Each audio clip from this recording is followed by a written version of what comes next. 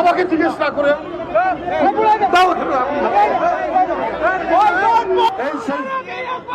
Indian sari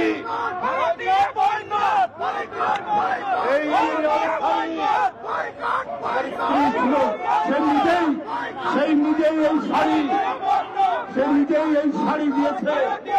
এইটা আজকে আপনাদের সামনে শুনে ফেললাম। আর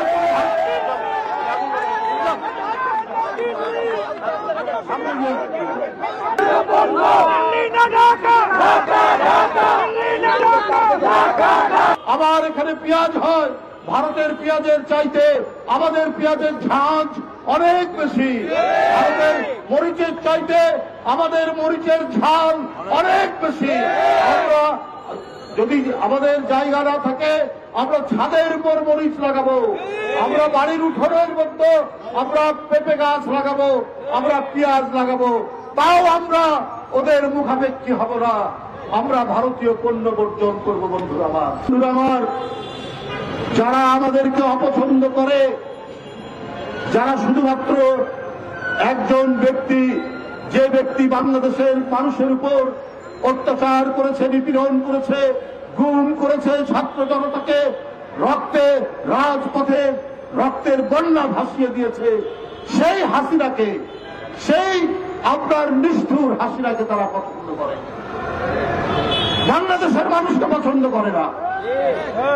বাংলাদেশ টিকে থাকুক এইটা চায় না। আজকে তারা নানা ধরনের উস্কানি দিচ্ছে বাংলাদেশ মানুষের মধ্যে, বাংলাদেশের ভিতরে। কিন্তু বাংলাদেশের মানুষ তাদের উস্কানিতে পা দেয়নি।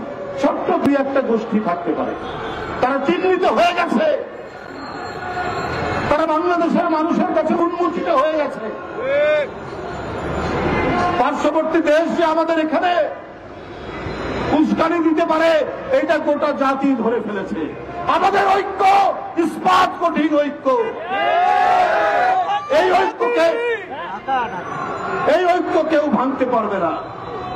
তাই আমি আজকে বলবো, আমরা ওদের দেশের পতাকা নয়, তাদের দেশের স্বাধীনতা পতাকাকে আমরা সম্মান করব। ওরা যদিও আমাদের পতাকাকে অসম্মান করেছে, কিন্তু আমরা ওদের পণ্য বর্জন করব। বন্ধুরা আমার, একটি পুরনো শাড়ি আমার বাসায় আমার স্ত্রীর ছিল। আমার স্ত্রী আমাকে দিয়েছে একটি শাড়ি, ইন্ডিয়ান শাড়ি আছে, আমি বলছি দিয়ে দাও। সে দিয়ে দিয়েছে। আমরা টাঙ্গাইলের শাড়ি পরবো, আমরা রাজশাহী সিল্ক পরবো, আমরা কুমিল্লার খদ্দর পরবো।